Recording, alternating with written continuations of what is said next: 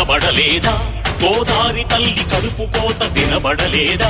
గోదారి నీళ్ల రక్త ఘోష కనబడలేదా? గోదారి తల్లి కడుపు కోత వినబడలేదా?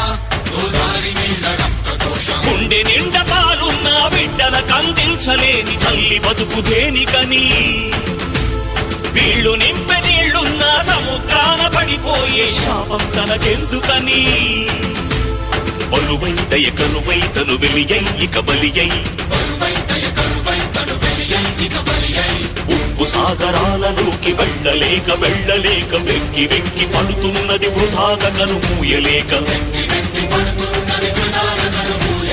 ఆ అలల అలజడి ఆ తడియారని కంట